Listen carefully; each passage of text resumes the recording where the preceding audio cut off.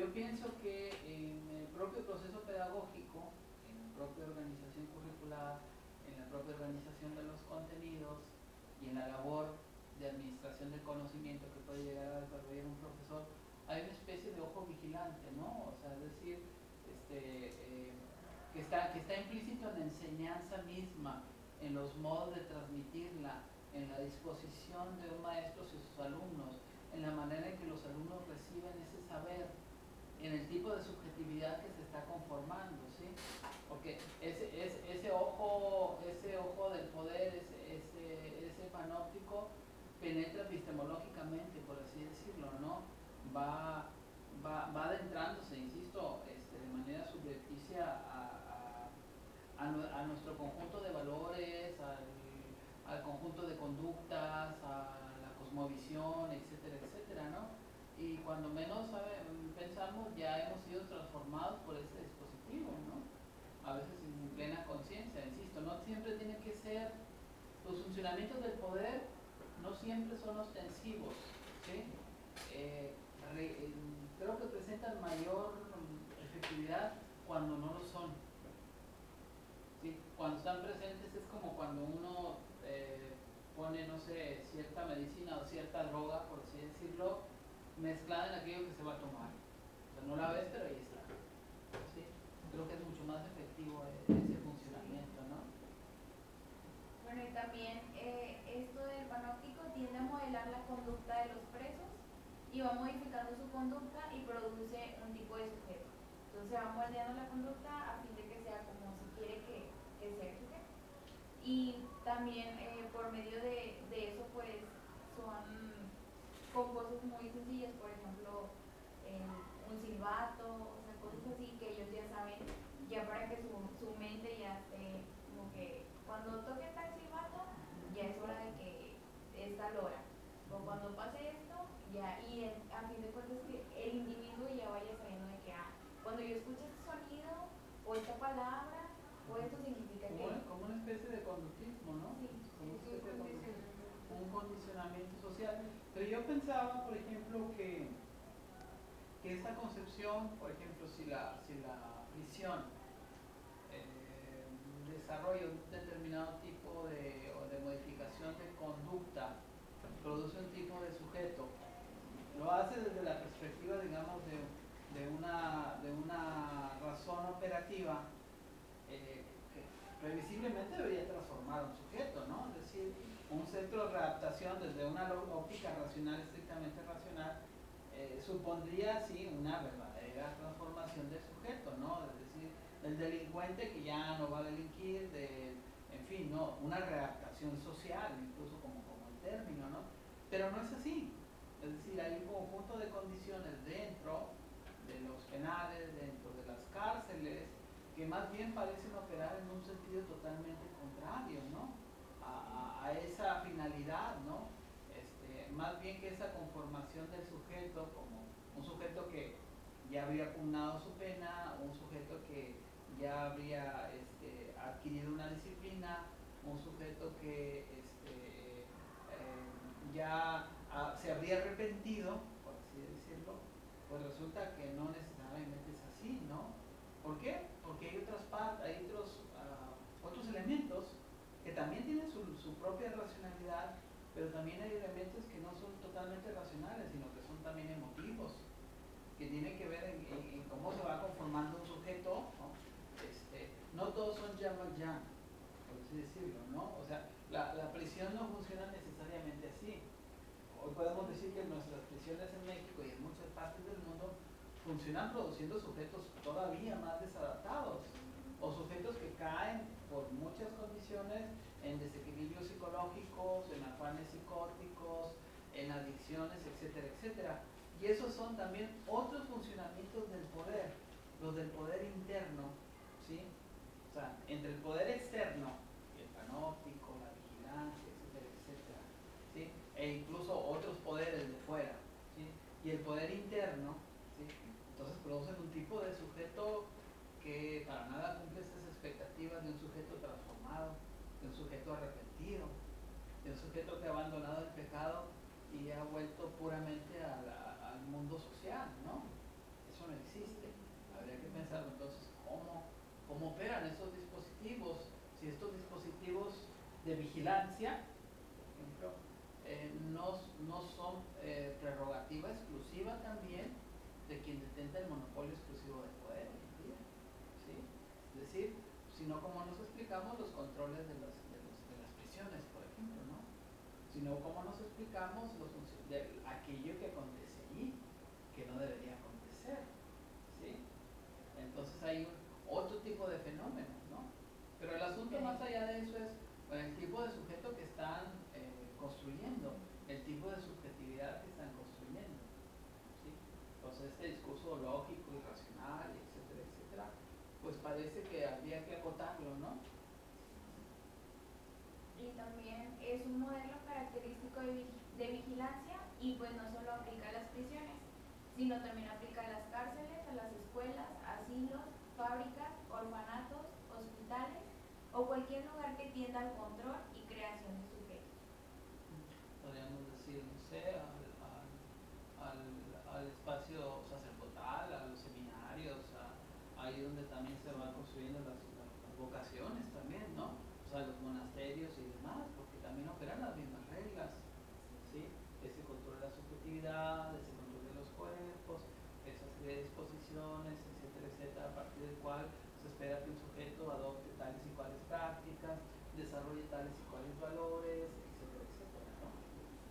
Entonces, son como se dijo de que ciertas reglas que se tienen que practicar para poder ya decir este sujeto ya es apto, ya puede llevar a la sociedad, él puede contribuir de esta manera y así optimizar todo.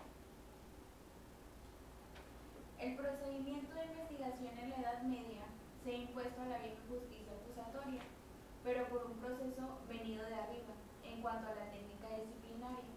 Ha invadido indiciosamente y como por abajo una justicia penal que es todavía en su principio inquisitoria.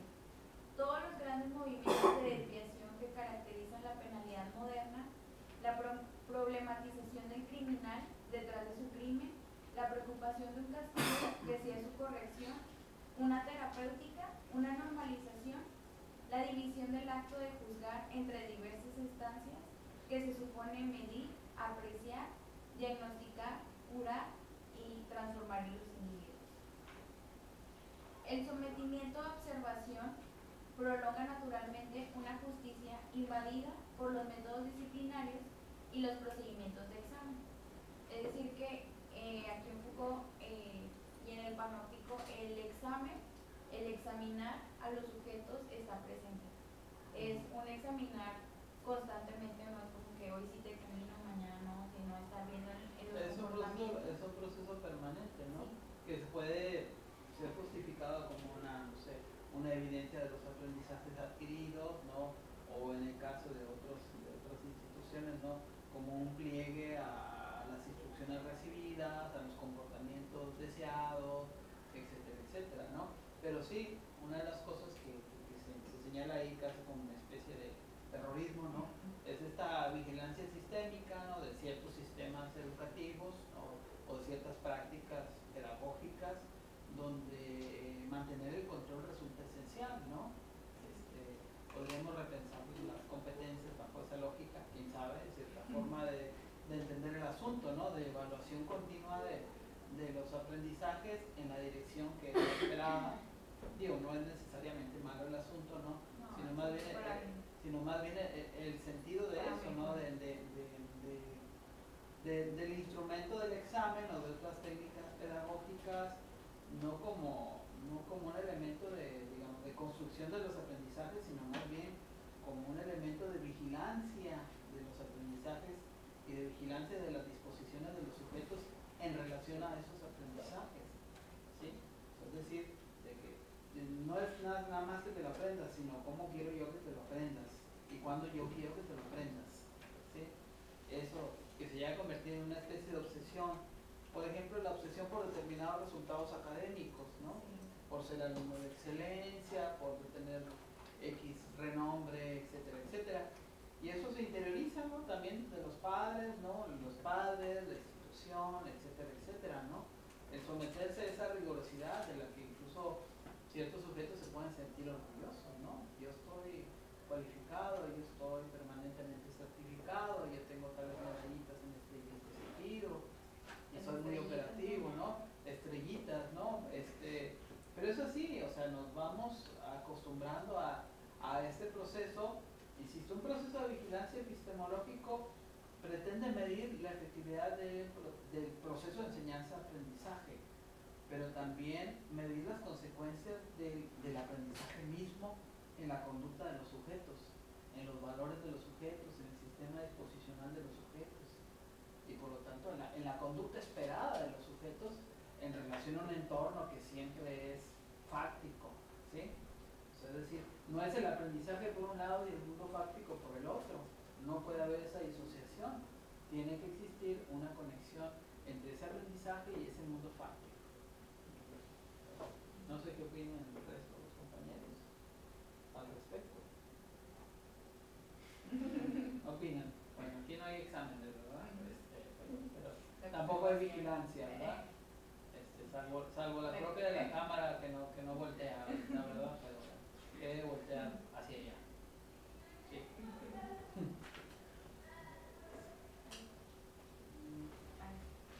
La disciplina indefinida es un interrogatorio que no tuviera término, una investigación que se prolongara sin límite en una observación minuciosa y cada vez más analítica.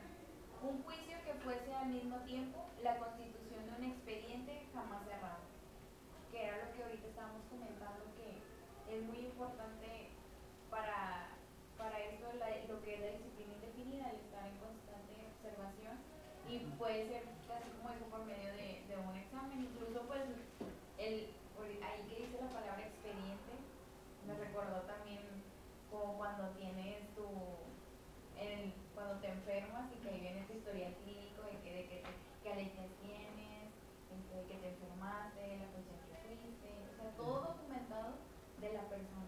Incluso pues está también en el trabajo, en la escuela. Pero eso no es necesariamente malo tampoco, ¿verdad? No. ¿Sí? No, o sea, ayuda para ver el registro, el comportamiento de, por ejemplo, de tu cuerpo, cómo funciona, cuáles son tus alergias, en dado caso de que qué medicamentos te podemos dar. O sea, es para bien también, porque el individuo también requiere de esos. Pero las funciones del registro van ligadas también a las funciones de la selectividad, ¿no? Sí. Es decir, o sea, el perfil biomédico del sujeto también va en función de si puede ser electo o selecto para determinada función, ¿no? Sí. ¿Sí? O sea, si tiene piernas cortas difícilmente va a ser corredor de velocidad, ¿no? Por así decirlo. Entonces hay toda una jerarquización de las posibilidades o una racionalización de los esfuerzos. Qué bonito suena eso, ¿no?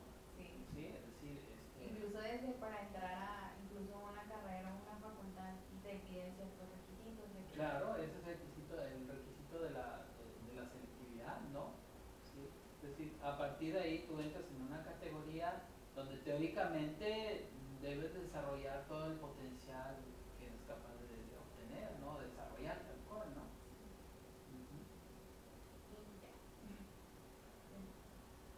Comentarios, compañeros, por aquí dice algunas cosas. No sé hasta dónde va tu exposición, hasta qué página. Pues puse casi. ¿Todo el capítulo 3? Sí. Todo el capítulo 3. Miren, por aquí dice un par de cosas, que me parece interesante, de alguna manera ya se ha comentado aquí, la página 240, dice Foucault, el esquema panóptico, sin anularse ni perder ninguna de sus propiedades, está destinado a difundirse en el cuerpo social, permearse incluso como parte de una práctica generalizada. Su vocación es convertirse en él una función generalizada. Y bueno, pone el ejemplo de esto de la peste, ¿no? La ciudad atestada ofreció un modelo disciplinar excepcional, perfecto, pero absolutamente violento. A la enfermedad que portaba la muerte, el poder oponía su perpetua amenaza de muerte.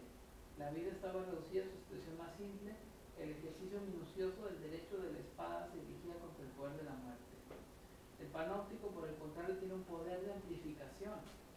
Sí acondiciona el poder, sí quiere hacerlo más económico y eficaz, no es por el poder en sí, ni por la salvación inmediata de una sociedad amenazada.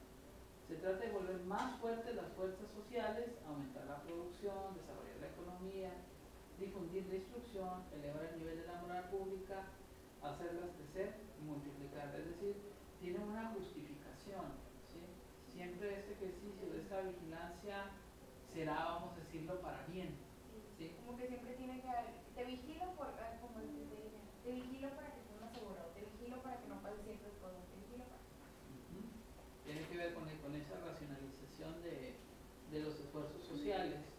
Y en ese sentido, pensándolo, insisto, en esta discusión que yo quisiera que ustedes aportaran, el panoptismo se hace presente en múltiples espacios, se hace presente como una realidad de los media del siglo XXI, ¿no?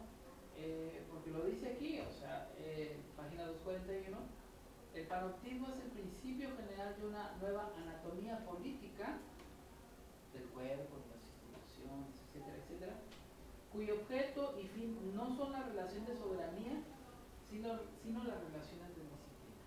¿Sí? O sea, panoptismo y disciplina con principios complementarios, pero como principio general de una nueva anatomía política, ¿no? de una forma de ordenación o de ordenamiento de cuerpos y de subjetividades. Es muy interesante. Insisto mucho cómo se han transformado estos dispositivos panópticos, estos dispositivos finalmente disciplinarios, hacia dónde nos han llevado, de qué manera son operativos en el presente, ¿sí? Cuáles son las distintas modalidades en que se hacen presentes, ¿no? Es muy interesante cuando vemos cómo la disciplina está totalmente interiorizada en nosotros, ¿sí? A veces surge, se evidencia, pero muchas veces opera con el silencio que solamente puede tener un grave efecto de poder, ¿no? Pienso yo. No sé, ¿algún comentario, compañeros?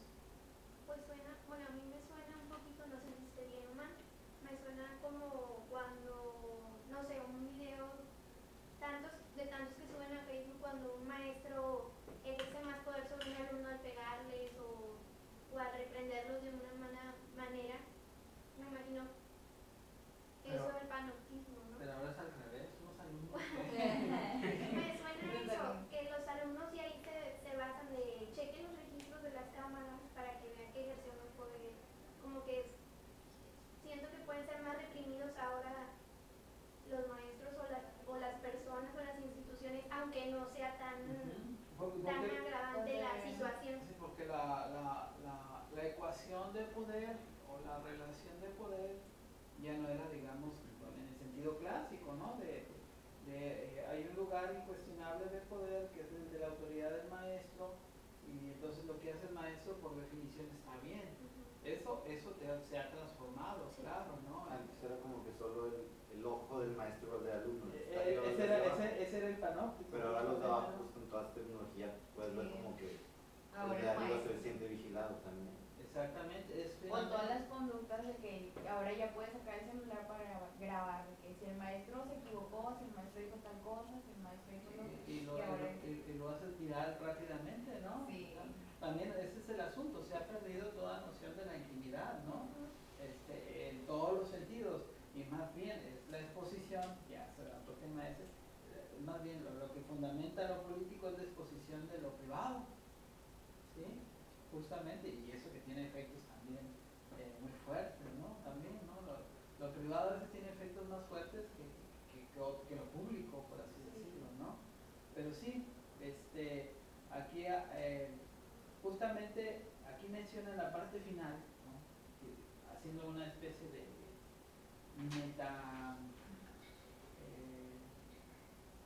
explicación o meta interpretación, o sea, ir más allá de, dice en la última parte Foucault, el sometimiento, el último párrafo, el sometimiento, pensémoslo en términos de este presente,